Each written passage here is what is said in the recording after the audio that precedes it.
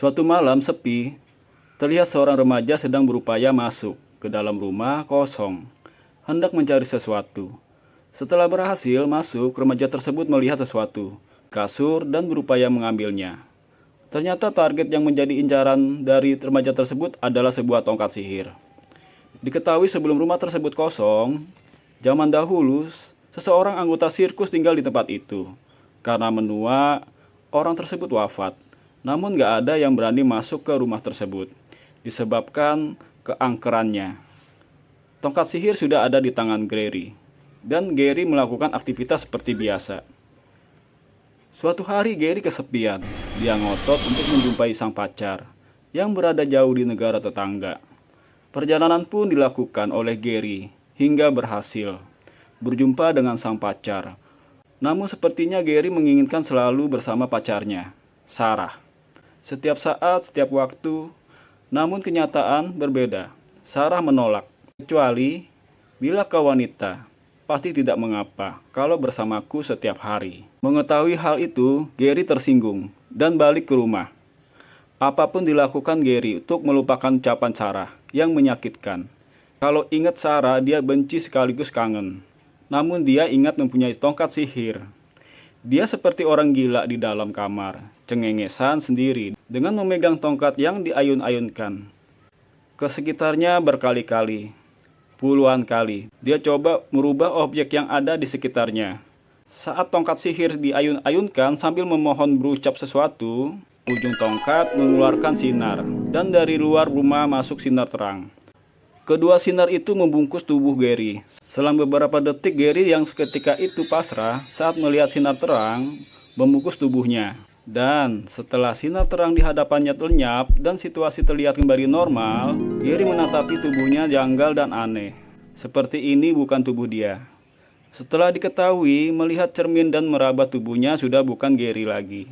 Sempat dia panik, resah namun dia suka, mencoba-coba memakai anting-anting dan baju cewek. Namun Gary merasa lapar dan membutuhkan sesuatu untuk dibeli. Dengan sukacita dan senang, Gary menjalani tubuh barunya dengan happy. Namun gue kan orang yang nekat, mau jadi apa lu? Cewek berdandan laki-laki kah? Atau butuh bantuan salon? Untuk merubah penampilan, Gary yang berhasrat besar memilih berpenampilan feminin, bermake up dan tampil cantik. Akan tetapi, dia ingat mengembalikan tongkat tersebut ke tempat semula. Dia berterima kasih dan gak mau menyimpan tongkat sihir itu lama-lama. Dan fix, Gary menjadi cewek. Hari-hari dijalani Gary semakin nyaman dan terbiasa dengan tubuh ceweknya dan melakukan perawatan tubuh serta sambung rambut. Entah apa yang dipikirannya, Gary menjumpai Sarah. Saat berhadapan dengan Sarah, Sarah nggak mengenali Gary. Justru Gary yang memang seperti penasaran dengan Sarah. Sosok pacar yang pernah buat dia malu. Mendatangi rumah Sarah, Gary ingat Sarah pernah curhat setiap weekend dia mengundang tukang pijit datang ke rumah. Ada ide mensabotase sang tukang pijit, ambil alih tugas dan berpura-pura sebagai tukang pijit, pengganti yang datang tadi. Gary baru pertama kali merasa pikirannya berfantasi kotor. Namun, dia bingung setelah memijit Sarah beberapa menit. Sarah malah balik merayu sang pemijit untuk dipijit. Karena tubuh perempuan namun jiwa masih Gary, membiarkan Sarah melakukan apapun. Setelah selesai, mereka menjalani kesepakatan. Sarah meminta pemijit bayaran tersebut, yaitu Gary yang menyamar, untuk gak bilang-bilang ke siapapun. Karena Gary menganggap Sarah pacarnya, walaupun sudah membuat dia kecewa, namun Gary lega dan tahu kepribadian Sarah seperti apa. Sarah mengajarkan Gary cara menggoda cowok. Gary saat itu memakai nama Hannah, terkesan dengan kehebatan Sarah soal cowok. Suatu hari, Hannah jelmaan Gary menjadi tuan rumah. Melayani Sarah, membuat Sarah senang, dan nempel-nempel dekat Hannah, alias Gary. Namun tunggu, ngapain coba? Terus ke depannya apa? Berteman dan mengikuti Sarah kemana-mana. Bikin Hannah tahu siapa sebenarnya Sarah. Cewek aneh dan gila. Kesal bila tahu Sarah pacar yang dicintainya seperti itu, Hannah muak dan mulai menjaga jarak. Sarah bilang ke gue, lo bisa kok melakukan hal serupa. Kita senang-senang aja. Hannah alias Gary nyoba PDKT sama cowok. namun cowoknya takut karena Hana galak. Di rumah Hana berpikir jadi cewek itu gimana sih? Dia nonton film sinetron TV mencoba menasihati Sarah. Namun Sarah malah marah. Hana, lo seperti pacar gue Gary yang bawel, so ngatur-ngatur hidup gue. Apa jangan-jangan lo Gary? Hana berupaya berbesar hati menghadapi Sarah. Namun karena faktor butuh uang, Hana kerja. Apapun sampai melamar kerja ditolak, diusir. Ngamen sama anak band tapi bagi hasilnya sedikit. Hana setelah berbagi pengalaman yang dihadapi, jadi lebih tenang dan sabar. Oke, kali ini Hana mau totalitas jadi cewek, sempurna melamar ke tempat-tempat yang ada lowongan. Sampai suatu malam, ada email masuk, dan mengundang Hana untuk interview. Sabar Hana, ini kan yang lo mau setelah menyihir diri lo menjadi cewek, dan mengembalikan tongkat sihir ke tempat semula. Ayolah Hana. Hana menjalani tahap demi tahap tes yang diterapkan di perusahaan tersebut, dan keesokan harinya, mendapat SMS, nomor tak dikenal, menginginkan dia untuk datang ke kantor kemarin. Rupanya, yang SMS adalah Pak Direktur, mempelajari sendiri berkas lamaran milik Hana. Seperti terkesankah atau kasihankah? Hana nggak menyangka aku dipanggil kerja. Pagi-pagi sekali, Hana prepare, dandan dan berangkat menemui dan berkenalan dengan Pak Direktur. Pertemuan singkat setelah itu siap kerja. Besok Hana senang luar biasa dan berniat jadi cewek beneran. Sampai dia berjanji di depan rumah angker yang pernah dia mencuri tongkat sihir akan sungguh-sungguh menjadi cewek banget. Tentu saja tubuh Hana tapi jiwa tetap Gary. Menjalani awal pekerjaan sebagai perempuan cantik, bule, berkacamata, bikin Pak Direktur salah tingkah. Hana diminta HRD membaca dan menandatangani surat kontrak kerja. Setelah dibaca, kok saya dibayar 2 kali? Iya, apa nggak salah Pak? Direktur pulang dari kantor, saya kerja di rumah Bapak juga. Profesional dalam pekerjaan telah dibuat, dan Hana sudah tanda tangan. Walau ada unsur menjebak, buat Pak Direktur yaitu David, ingin bisa melihat Hana lebih sering. Apa boleh buat Gary yang kuat mentalnya dalam bentuk tubuh Hana, berani dan yakin ini adalah kehidupan yang baik, dan ingin melupakan bayang-bayang Sarah yang sesat. Walau sepertinya Hana melakukan tugas-tugas perempuan yang gak pernah dia kerjakan sewaktu jadi Gary. Waktu berjalan, Hana mengetahui bos David suka memperhatikan dirinya. Hana centil sedikit, mencoba membuyarkan persepsinya yang menganggap Hana cewek unik. Namun tetap bos David menganggap Hana spesial. Bikin Hana kesal.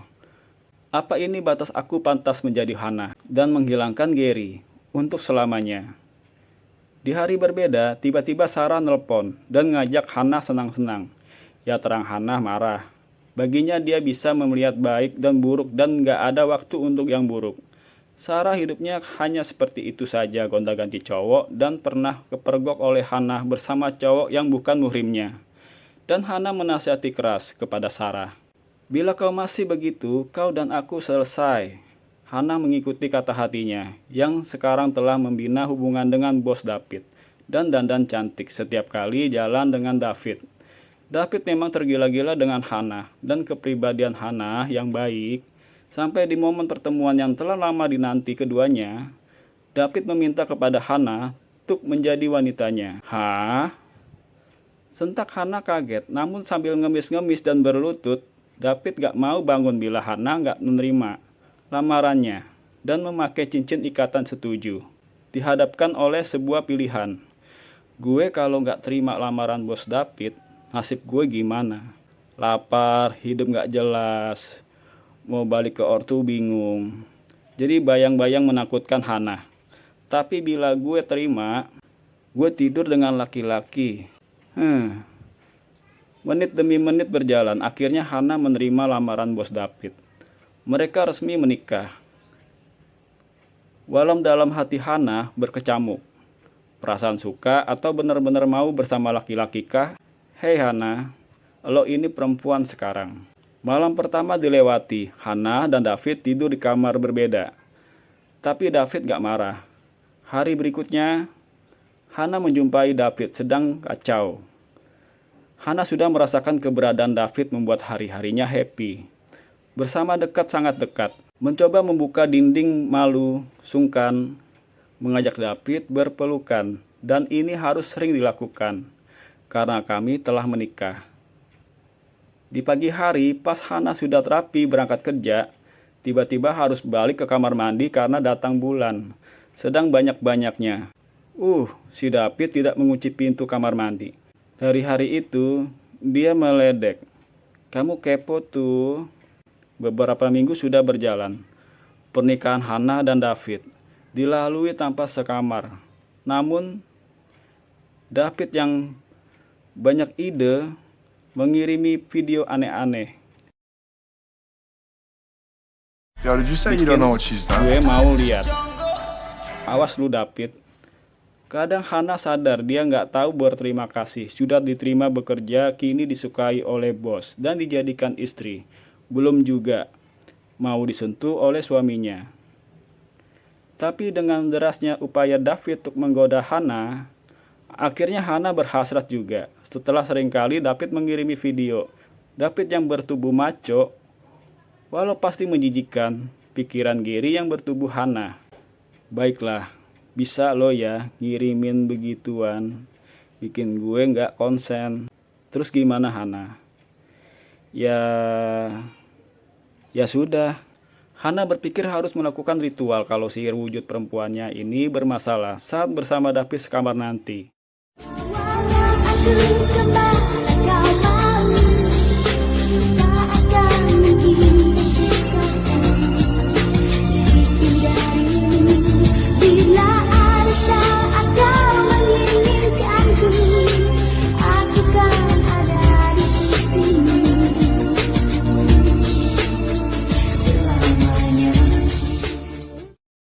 Hana terbangun dan melihat yang dialaminya hanya mimpi.